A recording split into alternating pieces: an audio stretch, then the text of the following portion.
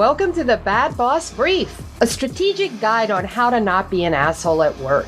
We'll tell you about bad bosses, how they can be handled, how to tell if you happen to be one. An executive and an executive coach, both artists working in advertising and marketing for more than 2 decades, are here to advise you on the ins and outs of office environments. The Bad Boss Brief is your ultimate guide to navigating any employment landscape. Without any further ado, here are your hosts, Eugene S. Robinson and Stephanie Peirolo.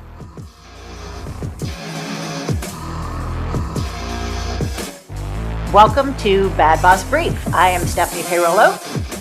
And I'm here with Eugene S. Robinson. I stopped all over your intro. Sorry. That's okay. Eugene S. Robinson. Welcome, everybody. Welcome to episode 2, which is going to be called The Charismatic Liar. We're going to talk about how to spot them and how to work with them. But we want to start by, first of all, thanking the people who have gotten in touch with us either in the comments or through emails. And we want to call out 2 things. One is Joe Butcher, I'm not sure how to say your last name. Butcher! I call him Butcher. He said of me that she seems to assume, meaning the bosses, don't want to suck. And then he goes on to say he's had plenty of bosses who sucked and don't seem too concerned about the sucking. Right? But it's interesting. And one, I appreciate the comment. I appreciate that, starting this sort of dialogue. That's really what we want to do. But what occurred to me is that doing a show where we just talk about assholes at work is, I could see there being some interest, but it doesn't really interest me. And I think what's interesting to me is, I think that, I am an executive coach. So, and I've been doing it for years. So my career is based around the idea that people can improve as leaders. Mm-hmm. And I feel a lot of passion about that. So my hope is that someone that's listening to this might recognize a behavior, although we're talking about it at an extreme end, and think, wow, I actually do a lesser version of that. Maybe I could be more skillful at work, because the having a bad boss makes such an impact on all of the people around them. If I can get one person to be slightly less terrible at work, then that's a good thing. Or alternatively, I had a boss, we sat in a bullpen. I had a boss who walked up to this guy, Andy, who sat in the desk next to me, my first job out of college, put his foot on Andy's desk, leaned down into Andy's face and screamed, "Why are you so fucking stupid?" And Andy began immediately crying. Now, to JB's point, I'm quite sure that this guy knew that he was exemplar, bad boss exemplar, and I'm quite sure he didn't care. But from my point of view, I'm really interested to how he got to that place where that was something that he just worked into his workflow, that I'm going to walk over to a kid who's right out of college and ask him in front of the entire office why he's so fucking stupid.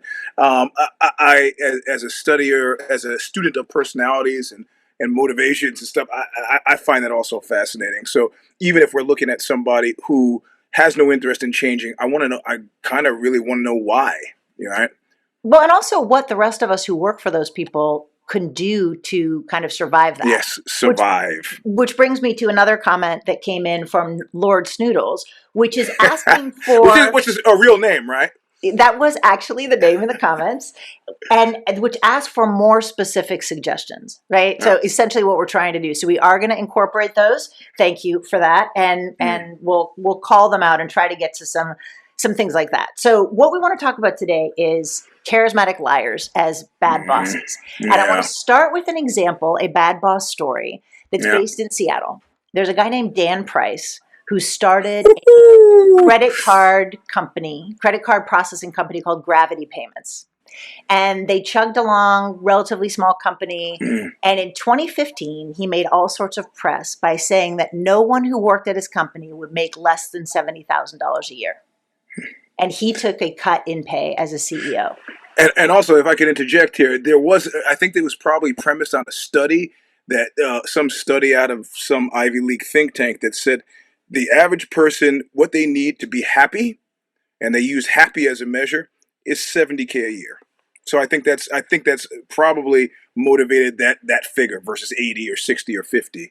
So just FYI, yeah. And probably also the studies that show the increasing delta between Yes. what the average person gets paid in an organization and then what the CEO gets paid, right? Right. So Dan Price rode this wave of all sorts of publicity, right? And it didn't hurt that he had long brown hair. He was a really pretty white guy. He was in his 30s.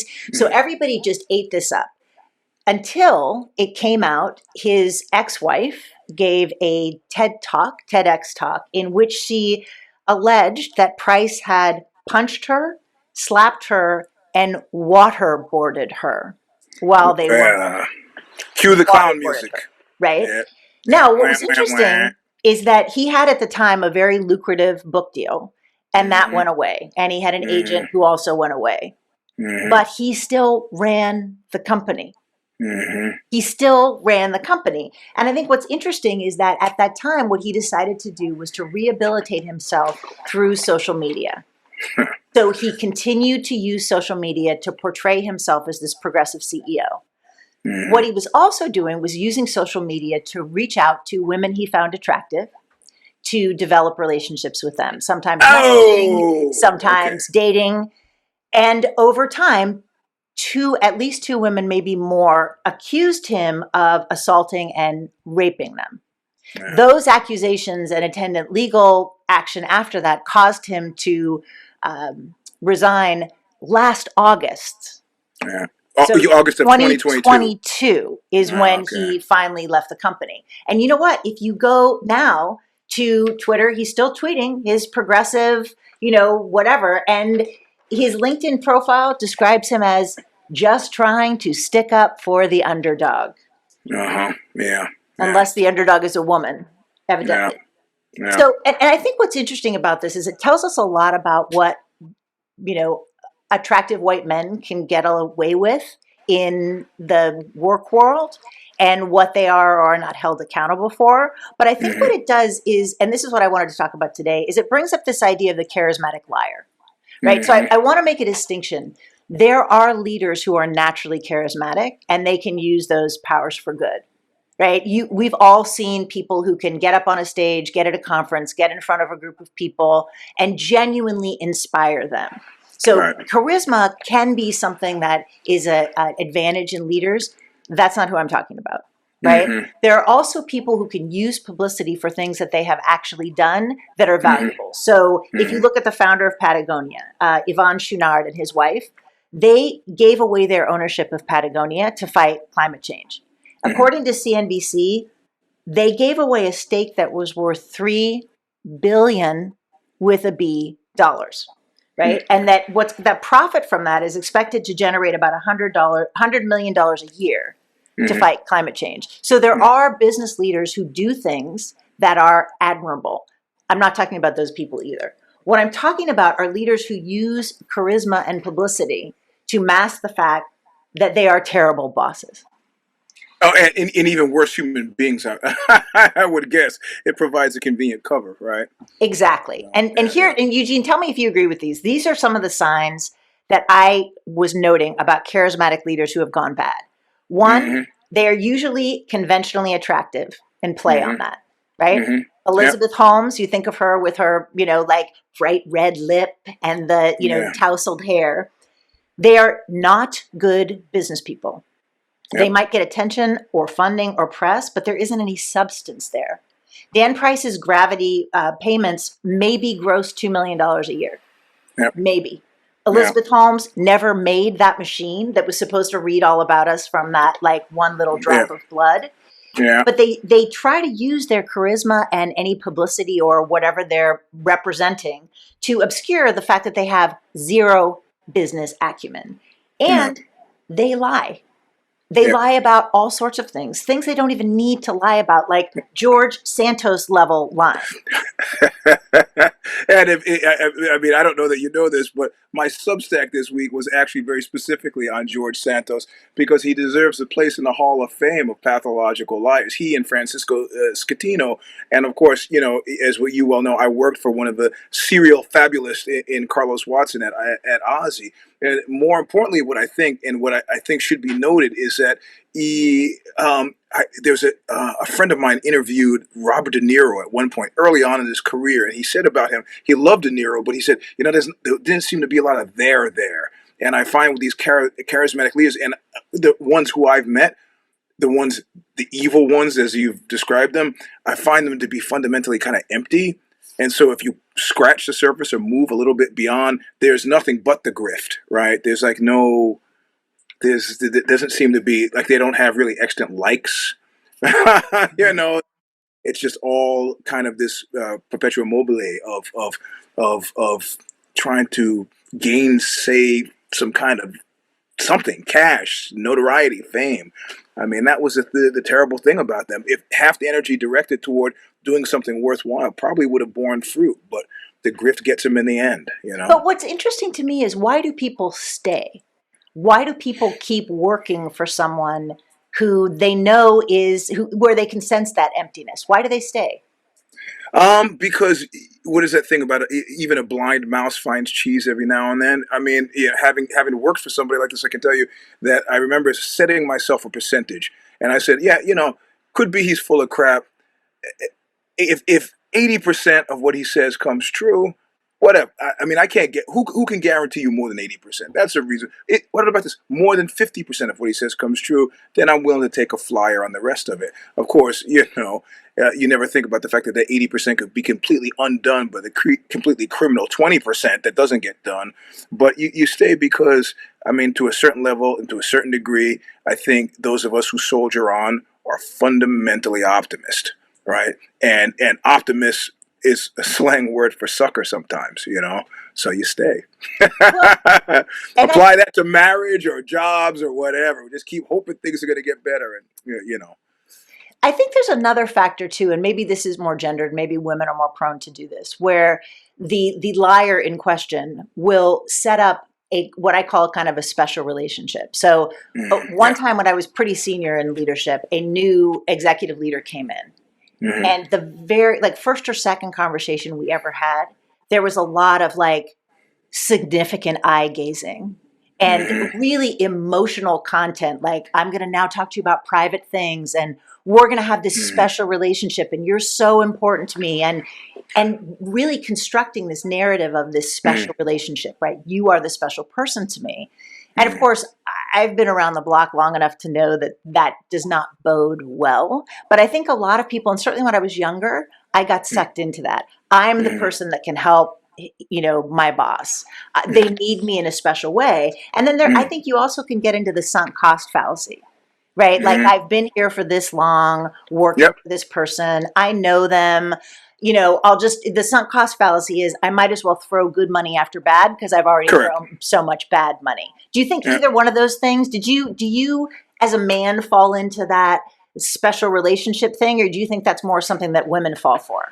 I've had two bosses tell me they love me. And I don't mean, I love you, bro, but I mean, I love you. And one did it face to face and one did it via email. And then I had a boss at a large high tech company who took it. She took it well beyond that, and I don't say that she was the kind of boss we're describing, but it just seemed to be a weird kind of line stepping that was designed to elicit some sort of response that was over and above or outside professional purview. And again, that's because there's no there. There's no job task that's more important than suborning, a true believer. And fundamentally, if you're in these places and you work with these people and you have a glimmer of intelligence, you are choosing to believe that they are going to do their best. And these are the people that they're trying to make the sale to, you specifically. So, and I've told people who have asked me for advice, typically when you go to a workplace, the person who most rapidly approaches you in order to be friends is a person you should least be friendly with, just because of the fact that it's my lifelong belief now that their burning of bridges with everybody else creates a situation where they got to get to you before everybody else gets to you and says, stay away from that guy. I always find it weird and off-putting, and it's a major red flag. And I think it doesn't work for me to actually to appear to not go for what the kids say, not go for the okie doke. I think professionally I would have been better served to evince true belief and go like, they love you. Oh man, that means so much to me, and just play along, because to not play along gets you marked as somebody who is a threat and fundamentally will eventually be gotten rid of. Is that what ended up happening? Yeah, oh, yeah, Yeah. that's clearly. In one case, it was the hand of God that made the decision, but in the other case, yeah, it was, there was no amount of, they had to quickly, in without much ado, figure out, okay, I got to figure this guy. I got to get him in the true believer column. And my attitude was always, it's really unnecessary. I just do my job, you do your job, and that was not good enough. If I wasn't going to believe, I was a threat, and I think that I had to be gotten rid of. So, well, and that kind of brings me to today's flashcard, to Lord Snoodles, some practical things that people might be able to do. So if you find yourself in this situation, working for someone who is a charismatic liar, what can you do? So the first thing that I would suggest, and just as a side note, I had a boss once who did this special relationship thing. And the problem that I had was I saw him lie over and over again. I just didn't think he'd lie to me because we had this special relationship, yeah, right? And yeah, I really believed that. And of course, I was completely wrong. He lied yeah, like a rug. And I yeah, had to get legal, I had to get legal help to go after him to get the money that he was supposed to pay me. yeah, So based on bitter experience, what I would suggest to people, one, have written records of everything. yeah. Every promise about money, time off, future promotions, opportunities, get it in writing. I've talked to so many people who have not like, well, but he said, she said. And I've also found these types do not favor email for that very reason. Can I just get you on the phone? Hey, let's face to face, like anything but email. Exactly. And so what I would try to do for those email resistant bosses, I would actually write things up in an email and send it to them. Here's a recap of our conversation, right? The other thing that I do is I take pretty copious notes, and I will always date, and sometimes I'll even put the time, because I don't know if that would help me in a legal sense, but when you're arguing with someone to say, actually, according to my notes on August 7th at 2:53, you said, they usually will kind of step back. So keep notes. Do not trust that they're going to like actually follow through with anything. I'll tell you, I got a call from CBS, legal department at CBS, threatening to sue me for something I said on a podcast. And I said, this was based on the interview that I did with the person in question in the airport. I spotted him in the airport. I corralled him in the airport, and I recorded the interview on my phone. I have the recording. Would you like to listen to it?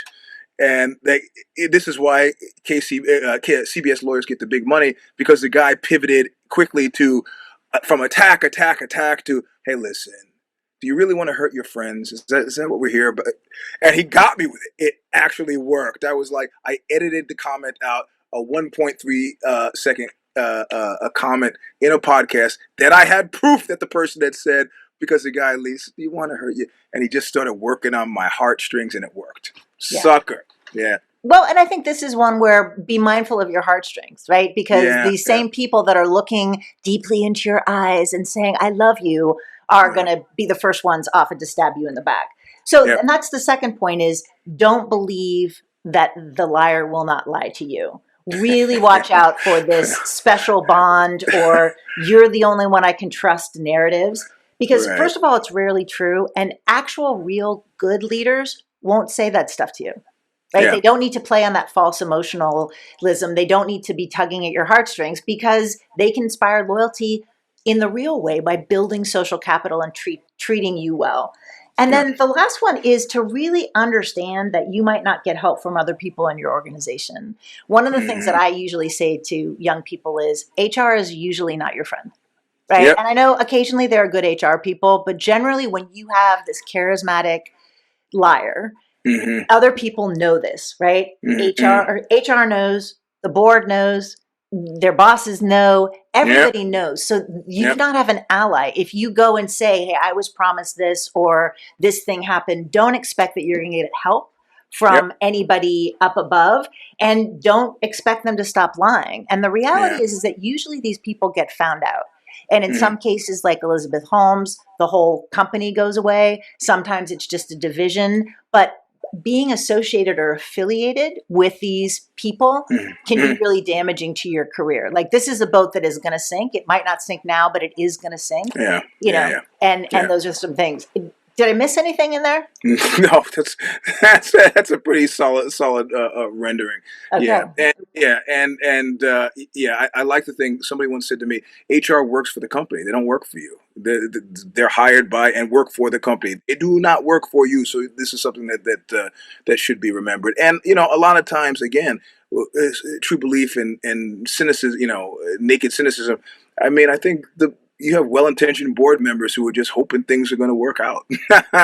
And don't, I mean, what I think that type of boss you're talking about does really well is to compartmentalize. So, you're all getting different versions of reality. It seems exhausting to me. It's like Topo Gigio and the spinning plates on the old Ed Sullivan show. Like, how many plates can you get spinning on little sticks? And it doesn't seem to be an upward number for these folks. And inevitably, like you say, it ends up with the plates crashing to the floor and, public public shaming, which is always still serves a function, I guess, right? So did you want to do the fire me segment? Fire me segment. Oh my goodness. Well, we are. I don't know how many. How many? I think if I totaled the number, it's maybe close to 100,000 people who have been laid off within a 5 mile radius of where I am sitting now. And a certain number of these, and I'm talking about Microsoft, I'm talking about Google, I'm talking about Meta, formerly known as Facebook, and Amazon. They're all within 5 miles of where I'm presently sitting, and so I know a lot of people who have been laid off, up to and including myself. And I think that what I found interesting is the variation and how it was handled. And in one case, now Google is a very large company, so this is not necessarily about what happened in Mountain View, which is also within 5 miles of where I'm sitting right now. But you have badges, and as people walked in to get badged, if you were part of the crew, they sent the email out at 2 a.m. And if you were part of the crew that was laid off, as you badged in the morning, your badge had been decommissioned, so you flashed red, and it was like, "Step over here, please." That was like, so all of this fucking hoo-ha that these companies have been doing for years about we're like a family here, we're like a family here. You know what? There's only one person in my family who's red carded me. And I've been in a family for 60 years. Okay, so I mean, can you just imagine walking into your workplace and you're chatting with a friend? And so anyway, and you get to the little machine that buzzes you in, and they just keep on going, and you're stuck back in the red zone, kind of waving bye bye. It was pretty terrible. In another instance, and these are not anecdotal; these are people saying, "I was there when this happened."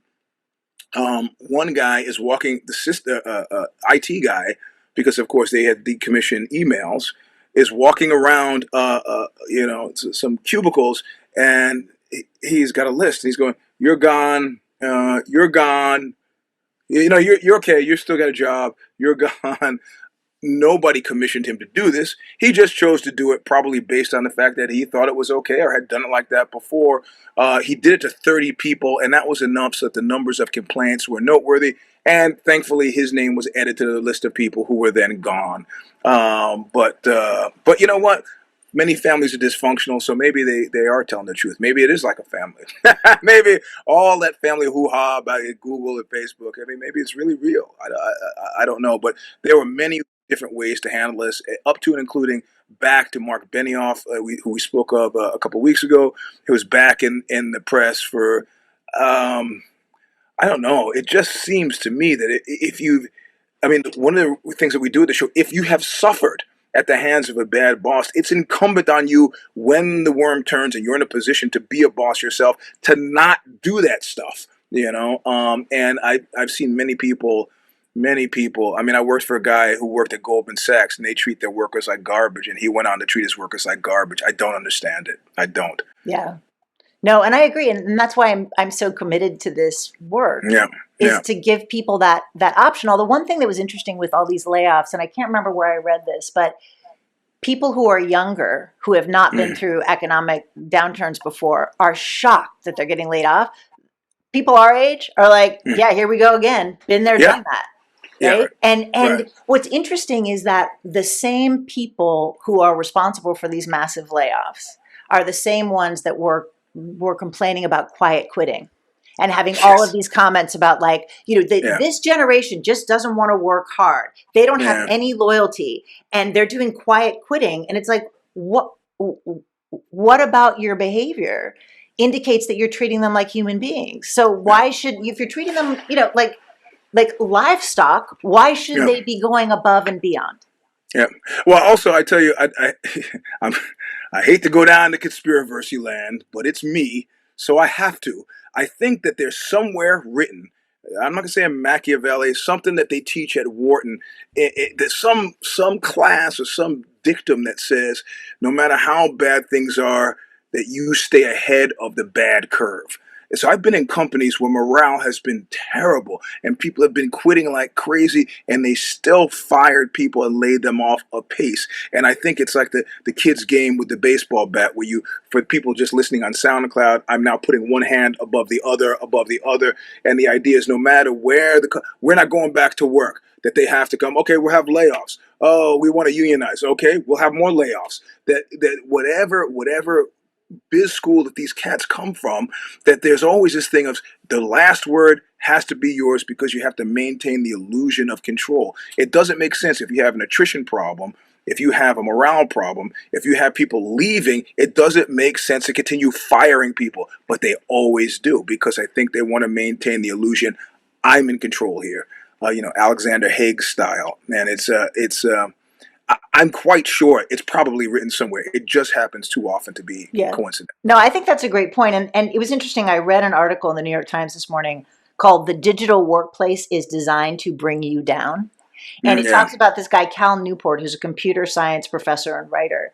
And what he says is that because most of the work that we do is now done in front of a computer screen, that's very hard to manage. That the old style of management was you watched to see how many widgets a person made.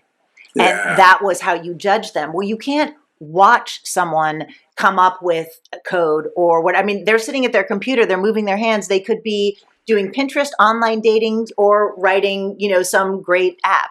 You don't know. And so he's talking about it from the standpoint of those of us who do that kind of work need to be very vigilant about how we spend our time, right? Yeah. Because, it's worth reading, and I'll put that aside. But I think what's interesting is when you look at how people manage, maybe there is a greater turn to some of that fear-based management that you're talking about. Because what they're recognizing is essentially it's very hard to see if the people that are working for you or not. You can't really measure productivity because you don't have a sack of how many bales of wool that you have knit are next to you. It's all so ephemeral. So maybe that's why they're going back to this like command and control. Well, I'm smiling now because to close the circle on this, the guy who put his foot on the guy's desk, the boss that I had to ask Andy why he was so fucking stupid, he hit the employee that he loved the best was a guy named Earl. I'll just use first names here. It was a guy named Earl. And Earl left such a big impact on me, I wove him into my novel, A Long Slow Screw, because Earl was always on the phone. He was Glenn Ross style, killing it, on the phone. And the boss would say, you got to be more like Earl. Well, Earl eventually quit. And they discovered that all of the man hours spent on the phone by Earl were spent calling sex lines. Did not see that coming, did you? I did not Earl see that coming. Was, he's up there with George Santos and Francisco Scatino in my Hall of Fame of just pathological. He just worked it right to the end. Hats off to you, Earl. All right, that's great. Well, listen, that's about all we've got time for. Please email us at WTF at badbossbrief.com, because I'm not sure what our next episode is going to be, and I would love for you to give us some suggestions. Thanks to those who have written in so far. And I like the chat comments. Code Negative writes, if your boss will lie for you, they'll lie to you, is a piece of advice my old man gave me when I first went to work. 100% on that. Absolutely. That's great. All right. Thanks, everybody. See you soon. See ya. Bye. Bye-bye. Thank you for listening to the Bad Boss Brief with your hosts Eugene S. Robinson and Stephanie Peirolo. You can check out more of their work by visiting consigliera.substack.com for Stephanie and eugenesrobinson.substack.com for Eugene. You can also find Eugene at Mr. Sleep 3, that's the number 3, on Instagram. Send us your questions or comments to WTF@badbossbrief.com, and be sure to join us right here on your favorite podcast platform for more insights every other week. Until next time, don't be an asshole at work.